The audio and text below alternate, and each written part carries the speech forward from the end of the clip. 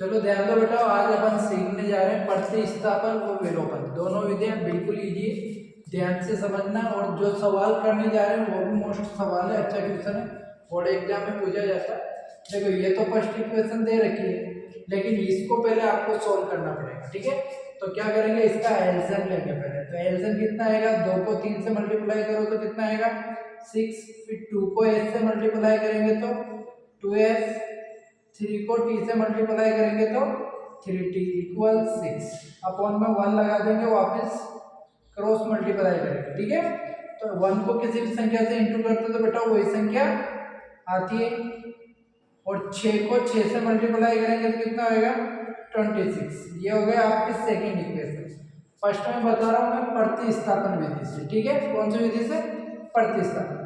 तो प्रतिस्थापन विधि में होता क्या बेटा, पहली से तीसरी समीकरण बनाते हैं। यानी यहाँ पे आप किसी एक की वैल्यू निकाल सकते हो, चाहे s की निकाल सकते हो चाहे t की, दोनों में से एक की वैल्यू निकालनी। तो निकालिए समीकरण 1 से। देखो s अपन को इस साइड रखना है, इक्वल 3 का 3। देखो माइनस का t उधर जाएगा तो किसका हो जाएगा, प्लस का। अब देखो s सिंगल है ना, तो ये अब आपकी समीकरण 3 कंप्लीट हो गई, ओके। अब आपको क्या करना है, 3 का मान रखना है समीकरण 2, तो रखिए।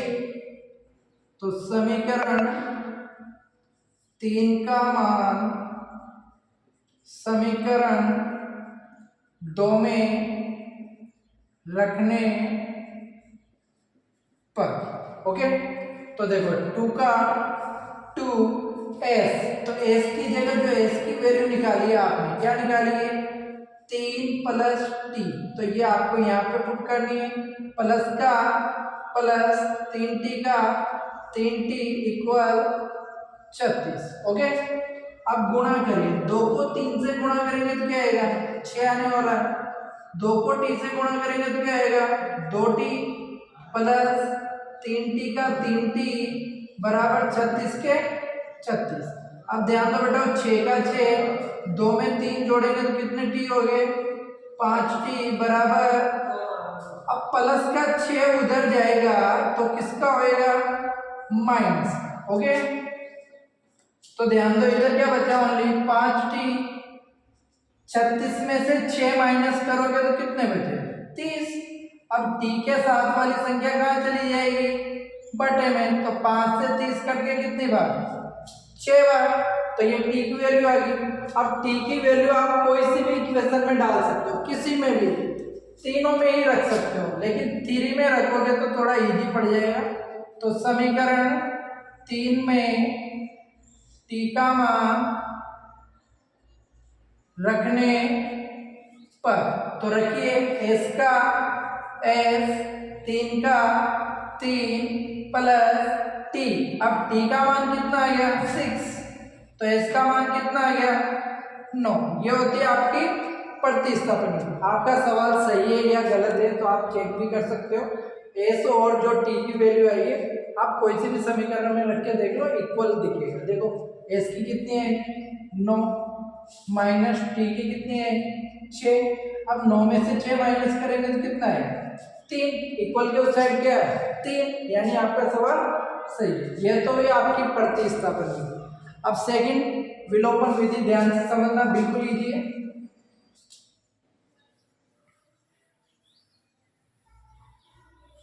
देखो विलोपन विधि में भी ये काम तो आपको पहले करना पड़ेगा, समीकरण संतुलित करनी। अब देखो आपको कुछ नहीं करना, यहाँ पे कुछ भी नहीं है तो क्या है 1 है, ठीक है। इसके जो पहला मान लिखा है इससे तो इस समीकरण को गुणा करना है, ठीक है। यानी यहाँ पे क्या है 1, तो यहाँ लिख दो 1 से गुणा करने पर, ओके। और इसके पहले वाले मान से इस समीकरण को गुणा करना है, तो यहाँ क्या लिखा हुआ है 2, तो यहाँ लिख दो 2 से गुणा, ओके। अब देखो इसको किससे गुणा करेंगे 2 से, तो करो 2 को 1 से किया तो 2f, 2 को 1 से करेंगे तो 2t, 2 को 3 से गुणा करेंगे तो 2 तिया 6, ओके। अब इसको किससे गुणा कर रहे हैं अपन 1 से, तो 1 को किसी भी समीकरण से या संख्या से गुणा करो बेटा वही संख्या आती। करके देख लो, वैसे 1 को 2 से करेंगे तो 2, 1 को 3 से करेंगे तो 3, और 1 को 36 से करेंगे तो 36। अब दोनों को क्या कर देंगे अपन, घटा देंगे।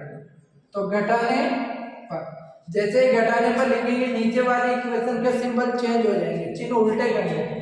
देखो यहाँ काय का भी चिन्ह नहीं है तो प्लस का होता है, तो प्लस का उल्टा क्या होगा, माइनस का। प्लस का उल्टा क्या होगा, माइनस का। प्लस का उल्टा क्या होगा, माइनस का। ये देखो प्लस माइनस के कट गए। अब देखो ये दोनों सेम सिंबल आ गए, ये भी माइनस है ये भी माइनस है, तो दोनों माइनस की संख्या जुड़ जाएगी। तो माइनस के कितने टी हो गए, 5t।